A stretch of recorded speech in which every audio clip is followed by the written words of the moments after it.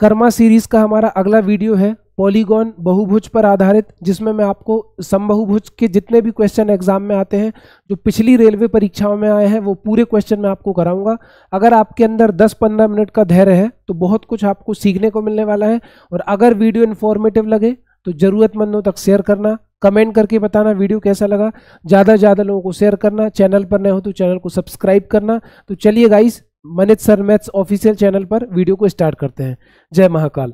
तो ध्यान से देखो, आज हमारी कर्मा सीरीज का अगला वीडियो है, ठीक है। कर्मा सीरीज का अगला वीडियो है जो कि पॉलीगॉन बहुभुज पर आधारित है।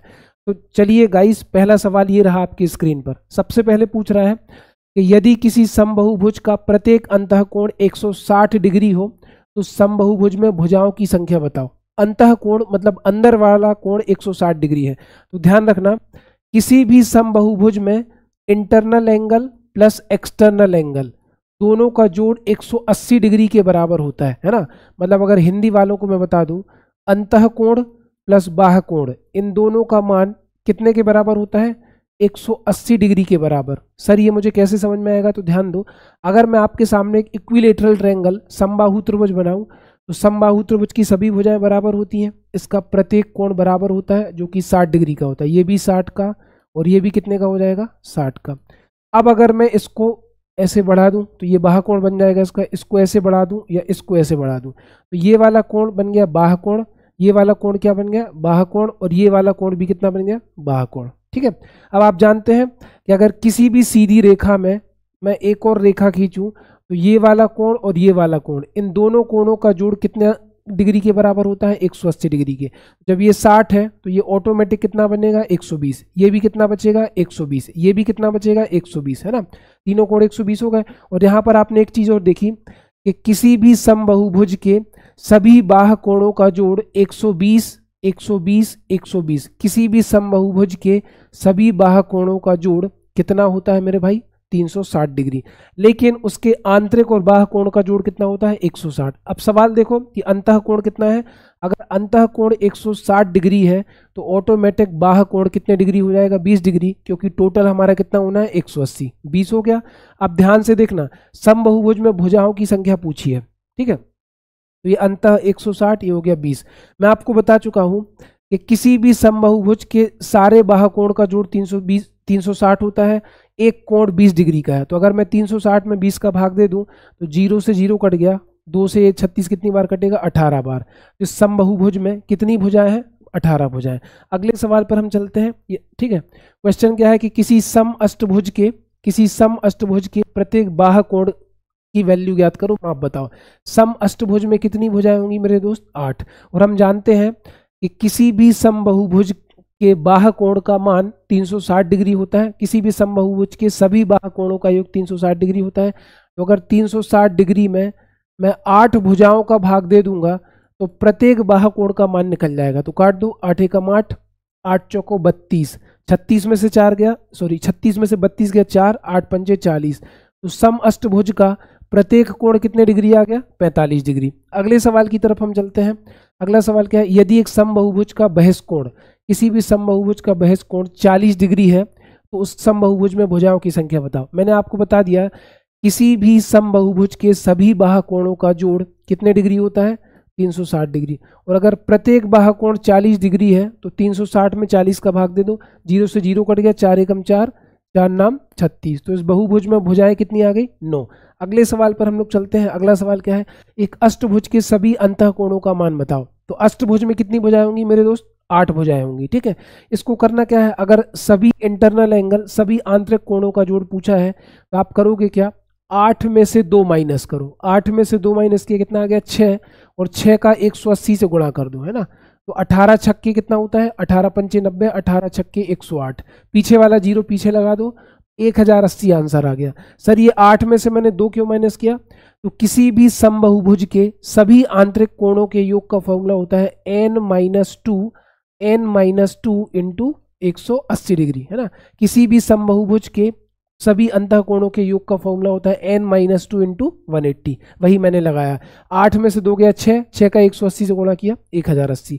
अगले सवाल पर हम चलते हैं। अगला सवाल है, एक पंचभुज के सभी अंतःकोणों का मान बताओ। शॉर्टकट क्या है? 5 में से 2 माइनस किया 3, 3 का मैं किससे गुणा कर दूंगा, 3 का गुणा करूंगा 180 से, तो 18 तिया 54, 540 डिग्री इसका आंसर आ गया। किसी भी समबाहुभुज के सभी अंतःकोणों के योग का फॉर्मूला होता है n-2 इंटू 180 डिग्री। ठीक है, अगले सवाल पर चलते हैं। अगला सवाल क्या है, एक पंचभुज के प्रत्येक अंतःकोण का मान ज्ञात करो। ठीक है, पंचभुज के प्रत्येक अंतःकोण का मान ज्ञात करना है। तो सबसे पहले पंचभुज के सभी अंतःकोणों का योग का फॉर्मूला क्या होता है, या फिर क्या करो 5 में से 2 घटाओ 3, 5 में से 2 घटाया 3, 3 का 180 से गुणा कर दो तो 18 तिया 54, 540 डिग्री आ गया। या किसी भी समबाहुभुज के सभी अंतःकोणों के योग का फॉर्मूला क्या होता है, n-2 इंटू 180 डिग्री। यही मैंने लगाया है, 5 में से 2 गया 3, तो यहाँ पर आ गया 3 गुणित 180। अब बताओ पंचभुज में, पेंटागन में कितनी भुजाएं होती है, 5, तो 5 का भाग दे दो, 5 तिया 15 बचा 3, 5 छक्का 30, 36 का 3 में गुणा करोगे तो 36 तिया 108, 36 तिया 108 इसका आंसर आ जाएगा। अगले क्वेश्चन पर हम लोग चलते हैं। एक सप्तभुज के विकर्णों की संख्या बताओ। अगर इसके शॉर्टकट की बात करें तो सप्तभुज में कितनी भुजाएं होती हैं, 7। सबसे पहले 7 गुणित 7 में से 3 माइनस करो, तो 7 में से 3 माइनस किया तो 4 बटे आ गया 2, 2 एकम 2, 2 दूनी 4, 7 का 2 से गुणा करो, तो 7 का 2 से गुणा करोगे कितना आ जाएगा, 14 इसका आंसर आ जाएगा। सर ये 4 आया कैसे? अगर आपको फॉर्मूला याद नहीं रखना तो किसी भी समबाहुभुज में जब भी विकर्ण निकालने हैं तो मैंने किया क्या, सबसे पहले लिया 7 गुणित 7 में से 3 माइनस किया, तो 7 में से 3 घटाया 4 बटे 2 का भाग दे दिया, तो 7 चौको 28, 28 के आधे कितने आ गए, 14। लेकिन अगर आपको फॉर्मूला जानना है तो किसी भी समबाहुभुज के विकर्णों की संख्या का फॉर्मूला होता है n-3 बटे 2, n-3 बटे 2। अगले सवाल की तरफ चलते हैं। किसी बहुभुज में 44 विकर्ण है तो उसके में भुजाओं की संख्या बताओ। अगर शॉर्टकट करना है तो इस 44 का करो डबल, तो 44 का डबल कितना होता है मेरे भाई, 88। अब इस 88 के मुझे 2 ऐसे फैक्टर लेने हैं जिनमें 3 का गैप हो। तो आप जानते हो सर, मैं तो जानता हूँ 11 8 88, और इसमें आपको गैप भी कितने का दिख रहा है, 3 का। सबसे पहले मैंने क्या किया, ये जो 44 था इस 44 का किया डबल, तो 44 का डबल 88।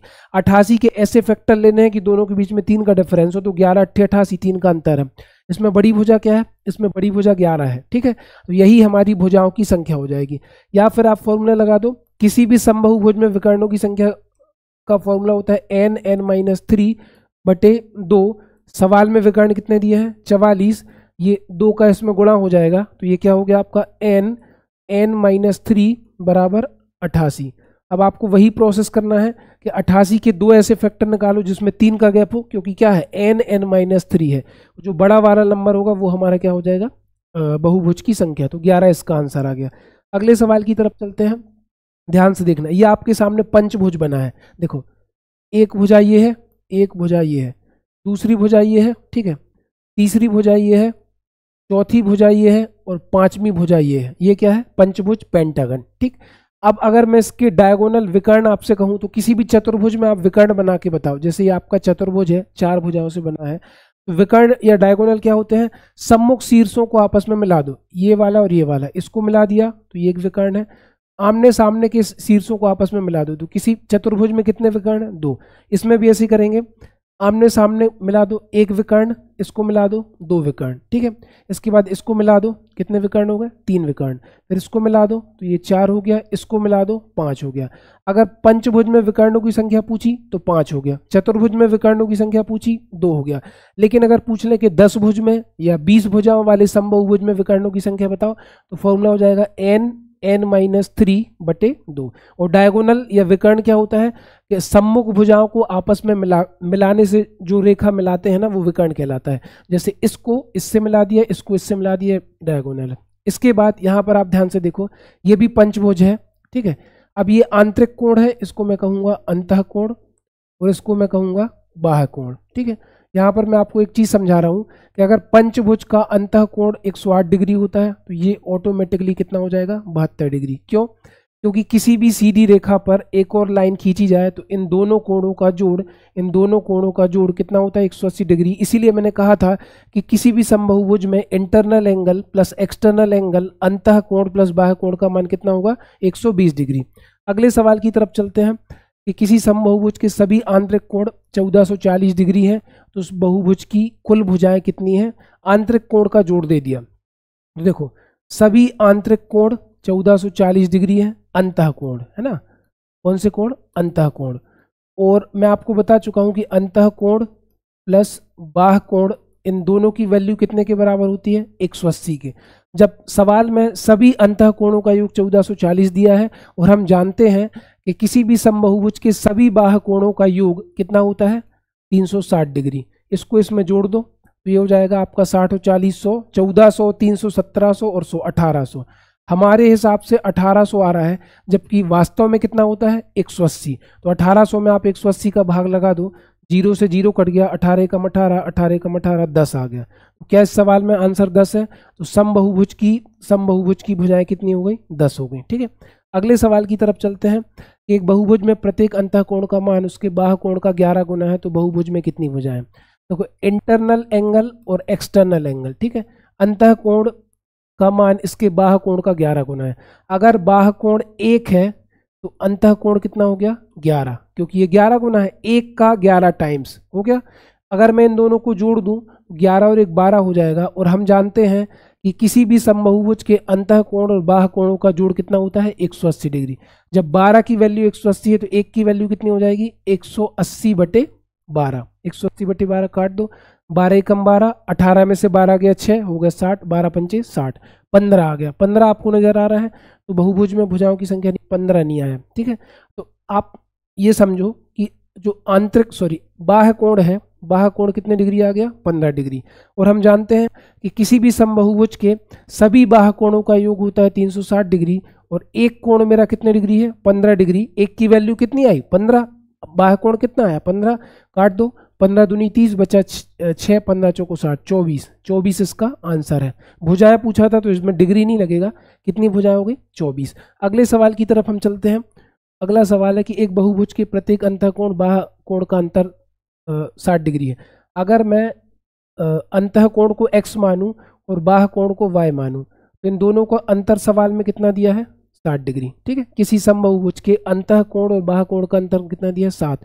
और हम जानते हैं कि किसी भी समबाहुभुज का अंतः कोण और बाह्य कोण इन दोनों का मान कितने डिग्री के बराबर होता है? 180 डिग्री। याद रखना, जब भी इस तरीके के समीकरण दिए हों x ऋण y बराबर 60 और x प्लस y बराबर 60, जिसमें कोफिशिएंट गुणांक बराबर हो, उस कंडीशन में क्या करेंगे? एक बार x की वैल्यू कैसे निकलेगी? एक बार इसको जोड़ो, 180 में 60 जोड़ा 240, 240 में 2 का भाग लगा दो, 120 हो गया। y की कैसे निकलेगी? इसको घटा दो, 180 में से 60 गया, 120, 120 का आधा कर दो, कितना आ गया? 60। ठीक है, दोनों की वैल्यू आ गई, x बराबर 120, y बराबर 60। अब पूछा है कि वह पॉलीगॉन या बहुभुज क्या होगा? तो किसी भी बहुभुज के सभी बाह्य कोणों का जोड़ कितना होता है? 360 डिग्री। और हमारे हिसाब से कितना निकला? 60 डिग्री। तो 360 में 60 का भाग दो, 0 से 0 कट गया, 6 36, कितना आ गया? 6। आई थिंक आपको समझ में आया होगा। अगली क्लास पर अगला सवाल है, किसी समबाहुभुज के का प्रत्येक आंतरिक कोण का मान नहीं हो सकता। अब ध्यान देना, आंतरिक कोण अगर 150 है तो बाह्य कोण कितना डिग्री होगा? 30 डिग्री। क्यों? क्योंकि अंतः कोण और बाह्य कोण का मान कितना होता है? 180 डिग्री। ठीक है, अगर ये 105 है तो बाह्य कोण की वैल्यू कितनी होगी? 75। अगर ये 108 है तो बाह्य कोण की वैल्यू कितनी होगी? 72। अगर ये 144 है तो बाह्य कोण की वैल्यू कितनी होगी? 36। अगर एक बाह्य कोण 30 है, अगर एक बाह्य कोण 72 है, अगर एक बाह्य कोण 36 है, तो अगला ये वाला 75 है। तो हमें देखना है, हम जानते हैं कि सभी बाह्य कोणों का योग, किसी भी समबाहुभुज के सभी बाह्य कोणों का योग 360 डिग्री होता है। अब 360 में 36 का भाग जाएगा, 72 का जाएगा और 30 का जाएगा, लेकिन 75 का भाग नहीं जाएगा। 360 में मैं 75 का भाग दूंगा तो पूरा भाग नहीं जाएगा। इसका मतलब किसी भी समबाहुभुज का इंटरनल एंगल, आंतरिक कोण 105 डिग्री नहीं हो सकता। 105 तब होता जब 75 डिग्री का 360 में भाग जाता। अगले सवाल में देखो, एक बहुभुज में विकर्णों की संख्या 5 है। विकर्णों की संख्या 5 है तो बहुभुज होगा। करना क्या है? 5 के ऐसे फैक्टर, 5 नहीं सॉरी, आप क्या करो, 5 का करो सबसे पहले डबल। तो 5 का डबल कितना आ गया? 5 का डबल आ गया 10। अब 10 के मुझे ऐसे फैक्टर लेने हैं कि दोनों के बीच का गैप 3 हो जाए। तो एक हो गया 5, दूसरा हो गया 2, दोनों के बीच का गैप क्या है? 3। तो जो बड़ा नंबर है ये हमारा बहुभुज की भुजाएं हो जाएंगी। तो बहुभुज होगा पंचभुज। या फिर इसको क्या करेंगे, किसी भी बहुभुज में विकर्णों की संख्या का फॉर्मूला होता है n n-3/2 बराबर कितना दिया है 5। इसको भी सॉल्व कर लोगे तो हमारा आंसर कितना आ जाएगा 5। आज का लास्ट सवाल है हमारा कि षष्ठभुज में विकर्णों की संख्या क्या होगी। तो मैं आपको बना के बताता हूँ। जैसे ये आपका षष्ठभुज है, हेक्सागन है, ठीक है। इसमें आप विकर्ण ढूंढना, तो कोशिश करना आप विकर्ण बना पाते हो कि नहीं, कितने विकर्ण आएंगे ये आपका क्वेश्चन मार्क है। अगर हाँ विकर्णों की संख्या पूछा है तो आप क्या करोगे, फॉर्मूला होता है n-3/2। 6 गुणे 6 में से 3 गया 3/2, 6 तिया 18, 18 के आधे कितने आ गए 9। विकर्ण